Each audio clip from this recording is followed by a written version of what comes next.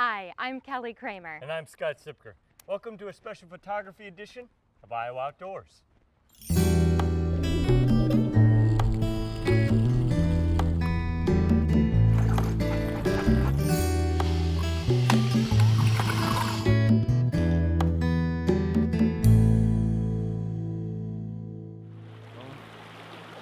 Funding for Iowa Outdoors is provided by the Claude P. Small, Catherine Small Cousins, and William Carl Cousins Fund at the Lincoln Way Community Foundation in Clinton County to support nature programming on Iowa Public Television. Iowa Communications Network. ICN's connectivity offers Iowa's rural hospitals and clinics access to telemedicine opportunities. Iowans can eliminate distance barriers by receiving medical treatment closer to home using remote specialists located miles away. Many of Iowa's natural wonders you'll find on IPTV can be found in Iowa Outdoors magazine, the Iowa DNR's premier resource for conservation, education, and recreation activities. Subscription information can be found online at iowadnr.gov. Welcome to Terry Trueblood Recreation Area in Iowa City. Nature photography has captivated the individuals profiled in the special edition of Iowa Outdoors.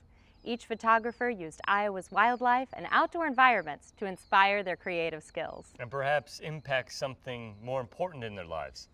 Since our first season of Iowa Outdoors, these photography stories have also captured the imaginations of our viewers. Bioluminescence is a strange quality found in nature. It seems better suited to the script of a science fiction television show. But each summer, Iowans witness the simple wonder of bioluminescence in their own backyards, with the first sight of lightning bugs. Radim Schreiber takes that wonder to another level by capturing every moment of pulsating light with his camera lens. The end product is equally captivating, as the flashes of bioengineered luminance are frozen in time.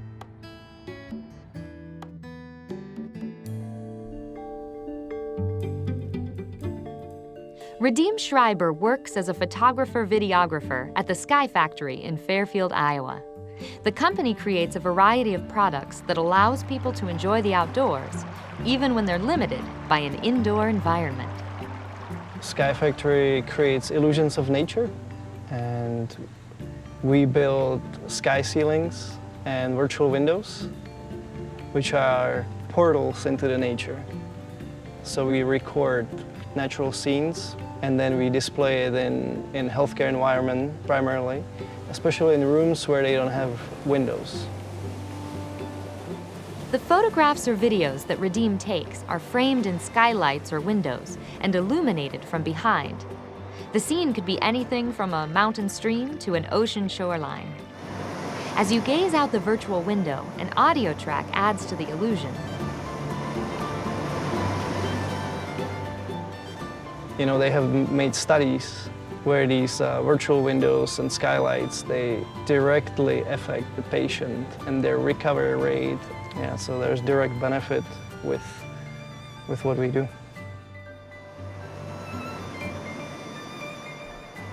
Radim's work takes him to beautiful places all over the world.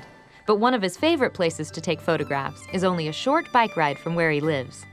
He goes there as day turns to night to try and capture with his camera the magic of bioluminescence found in fireflies. It's a passion that grew from photographing other insects while a student in college. And as a student, I didn't have the resources and the time to travel. So being able to go in the backyard, you know, behind school, in the flower field, and find this incredible life that is happening right there, and then see it through the camera lens, capture it, and then show it and share it with other people. That was exciting. That was really exciting. So the fireflies was kind of the extension of my insect photography passion. Radim grew up in the Czech Republic. He says he only remembers seeing fireflies twice as a child. You know, back in Czech Republic, there are very few fireflies. It's very rare to see them. When I came to the United States, to Iowa, and the fields would illuminate with this flashing lights. It was just so amazing. It's magical. When shooting fireflies, Redeem starts in the evening when they're just starting to come out and there's still enough light to be able to focus on a single firefly. Once it gets too dark to see and exposure times become longer, Redeem concentrates on capturing communities of fireflies. I'm exposing it long enough to see the contours of the trees and the grass. And as I do that in a long exposure, the fireflies are flashing. And every time there's a flash, it gets imprinted onto the digital chip of the camera. So at the end, the result is more fireflies than one can see at one moment. Other than increasing his exposure times, Redeem doesn't manipulate the pictures he takes.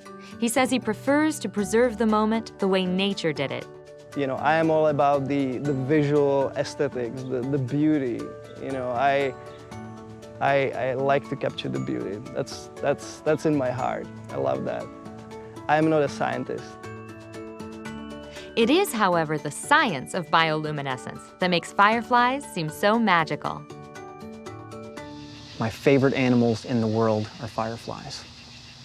I think that the two most fascinating things to have ever evolved in the living world are flight and bioluminescence, the ability of organisms to create their own light. And in fireflies, we see an animal that has evolved both. Brendan Dunphy is a research associate at Iowa State University whose expertise is mosquitoes. However, Dunphy's passion is fireflies. There are probably more species than what you think. There are actually 150 to 200 species in the United States, but we probably come across a handful every summer here in Iowa. Now, this happens to be Photinus pyralis, which is known as the pyralis firefly or the Big Dipper firefly because of the way that it dips in its path of flight. According to Dunphy, the bioluminescence in fireflies serves two purposes. The first is to warn predators that they're poisonous and inedible. The second is to find a mate. So you have to realize that when a firefly flashes, it communicates at least 3 pieces of information: its species, its sex, and its exact location. And those 3 things are really all you need to be able to find a mate. Fireflies only bring the magic of bioluminescence to Iowa for a few short hours each night during the summer. It could be why people find them so interesting. I don't think I can ever become tired of watching these things at night. They are one of the true wonders of the natural world, not only biologically, but also artistically.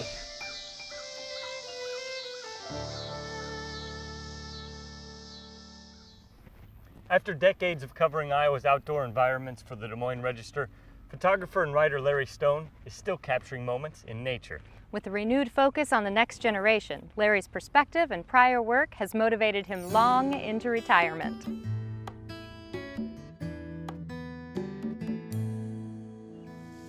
Larry Stone says he's been taking pictures for over 50 years. If his name sounds familiar, it's probably because for half of those years, he was shooting photographs and writing articles for the Des Moines Register about the wonders and issues facing Iowa's outdoor environment. Which was the best job in the world. I really enjoyed that. Got to see a lot of the state of Iowa and meet a lot of people in natural areas. And you know, I didn't pretend to be the expert. I was, getting other people to tell me the stories of Iowa and conservation and nature. Larry believes he wrote over 3,000 articles during his 25 years with the Des Moines Register. Since he retired from the paper in 1997, he's written 5 books. The first book he wrote, Listen to the Land, is a collection of stories he wrote for the paper that were personal reflections of the beauty he's found throughout the Iowa landscape. I chose that title, listen.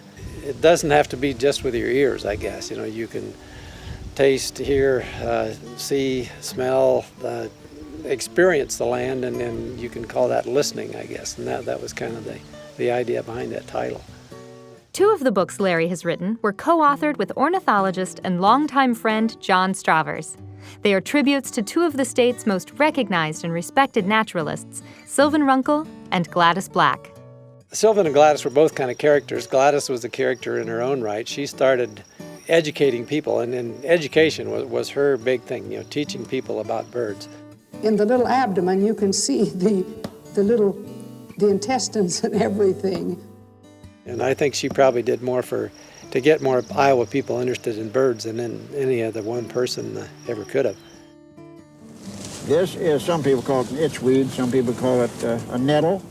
Sylvan was a little bit more laid back or subtle in his mission. He was always happy to go give a talk to anybody who was willing, to have him. He delighted in talking about, especially about wildflowers. That was kind of his field of expertise. So he was kind of Iowa's premier naturalist.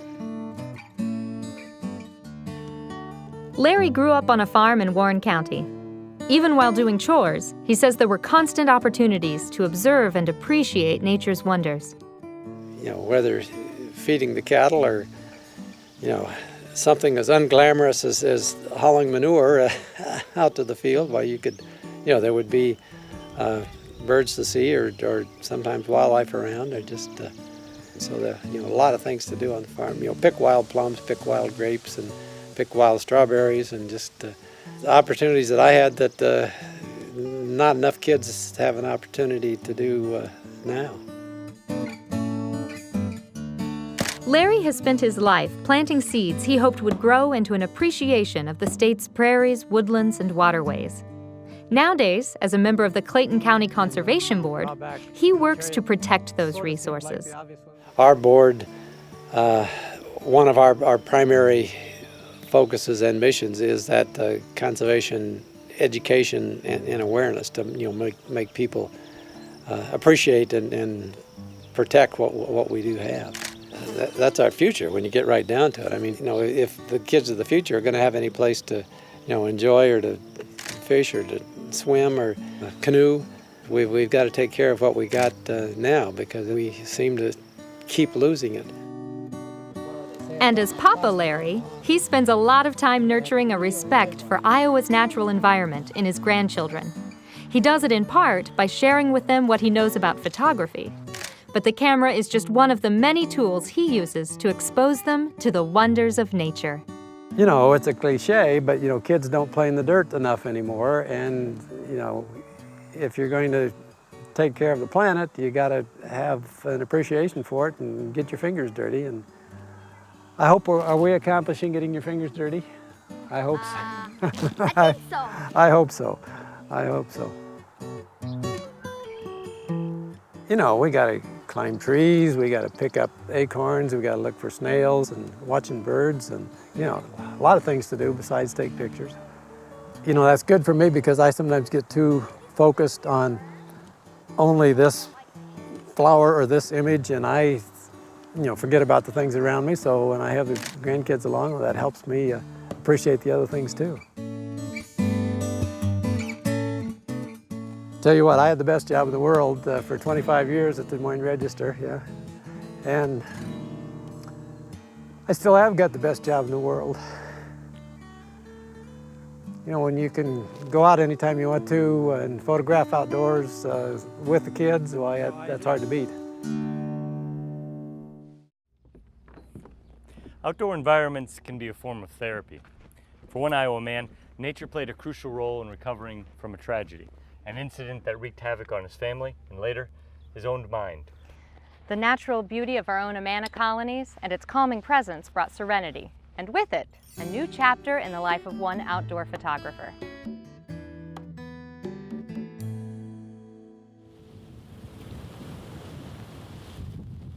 Among the frosted vegetation and wind-swept trails surrounding the Amana colonies. This reminds me of the old days. Well, because I'd be out there on the water. Not the water, but on the lake. You may find a quiet photographer searching for beauty and discovering outdoor inspiration. Documenting every season of the year, David Husingfeld frequents this scenic location, recording the simple details of nature, a frozen lily, or a milkweed waving seeds into the frigid air. Lily Lake is where David discovered his photography skills later in life, and where he came to grips with something deeper, and tragically, much darker than a winter's night. David spent 25 years teaching behavior disorder students in Cedar Rapids. That was tell me, it was a real tough group of people to work with. You were good, though. You were darn good, and you had the record in the Cedar Rapids district for lasting that long. His wife, Carol, an Amana Colony's native, shared the region's beauty with her husband and later their 2 children, Jordan and Forrest. It's just a magical place, being around in the colonies. The mill race, or the Iowa River coming through, or the trumpeter swans, or the deer. That's Summer, winter, it's just all beautiful.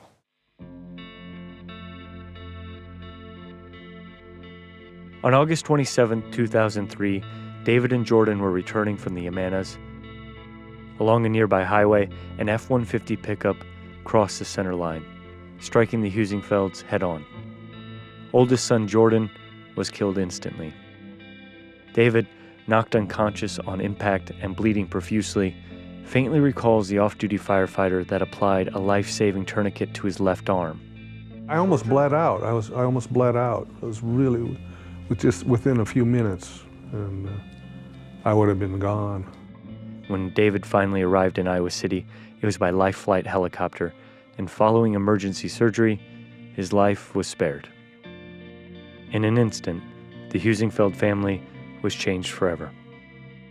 He was without oxygen for an unknown period of time, and I mean, he did take a blow to the head, but That was a car accident. yeah, it was a car accident, and you had several surgeries on your arm, and that first year was just a total blur and a total mess for all of us, having lost our oldest son, and just David's injuries, and then you did go back to work teaching, but things weren't exactly the same, and looking back now all these years, it's maybe there were some really early subtle signs that nobody caught on to.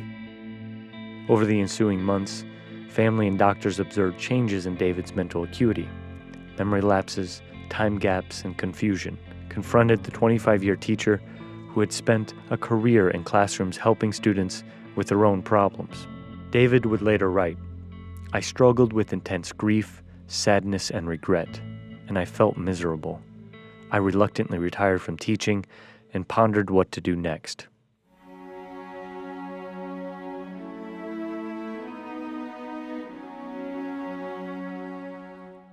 David's search for answers led him back to Amana and a frozen Lily Lake. Stepping onto the crackling ice, he discovered a new world below and raced to find his camera. You could just see it, just every little detail of it, which I thought was fantastic.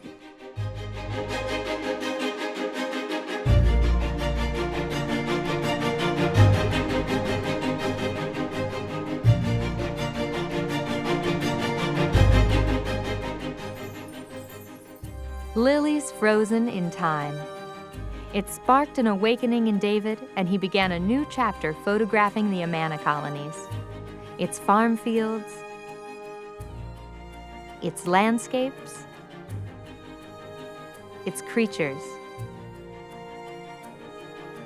The nearby miles-long mill race, and its very special Lily Lake. And nobody else was out there looking at them. And the Lily Lake is pretty big. I could walk around the whole thing and get nice pictures, no matter how. I always could get good pictures, it seemed like. With it no longer safe for David to drive, he ventured out with the help of family friends like John Johnson. He hiked the fields, trails, and countryside of an Iowa landscape best known for its German communal heritage. This newfound passion culminated in a published book, The Amana Landscape. It's a project devoted to the region's history, but more importantly, to hundreds of beautiful images, all taken by David. It's surprising, but I just feel so proud of David for having done this. And well, especially getting up with But being a brain injury and being still able to do things is pretty lucky. David and Carol would later travel to book events in New York, accepting photography awards for a man who never intended fame from a frigid trip to Lily Lake. It was a blast. Very cool. When something shuts off, there's something else that's there that can be found and can be turned on, and you can find your way out of the darkness, and often it's through nature.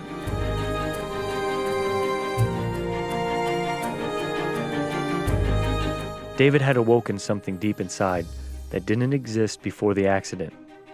As the son of a famous photographer, David had grown up in the industry, but chose a different path in education.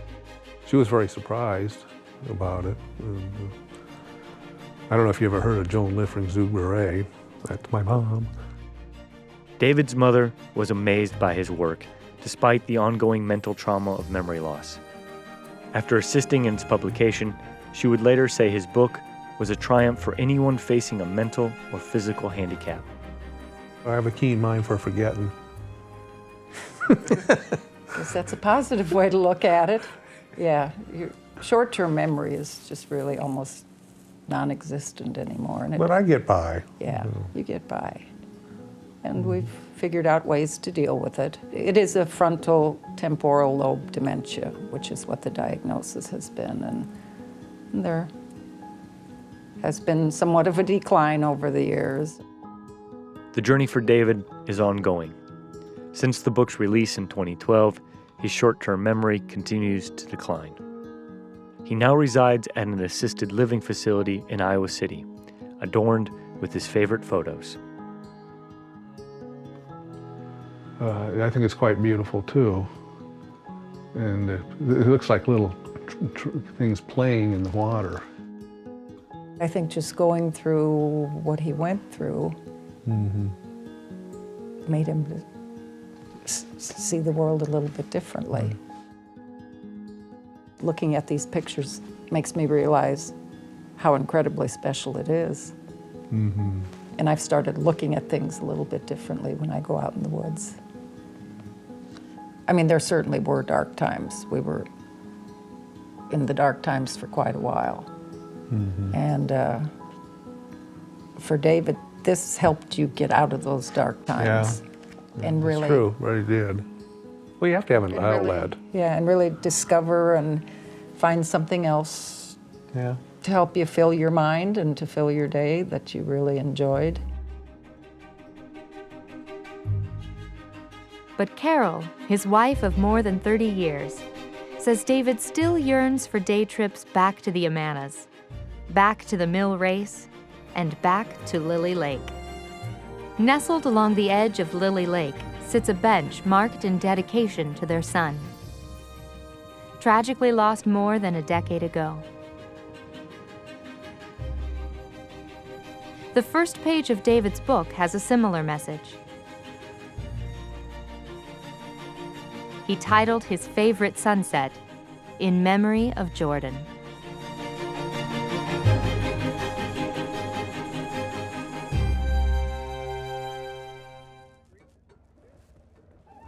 That wraps up this special photography edition of Iowa Outdoors. We encourage you to check out our extensive video archives of more nature photography and adventures from across the state at iptv.org/Iowa Outdoors. Iowa Outdoors will continue with monthly installments throughout the year. For now, we'll leave you with some more images of the Iowa Outdoors.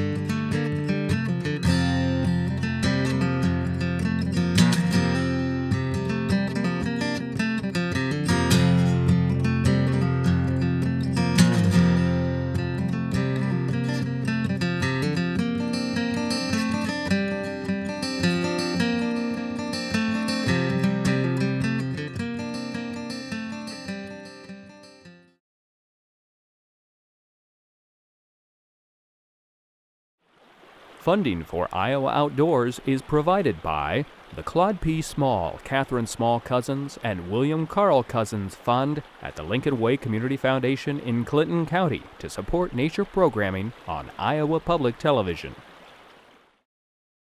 Iowa Communications Network. The ICN supplies authorized users with dedicated internet and data connections to enhance their mission of protecting the citizens of Iowa with a private and secure statewide fiber optic network.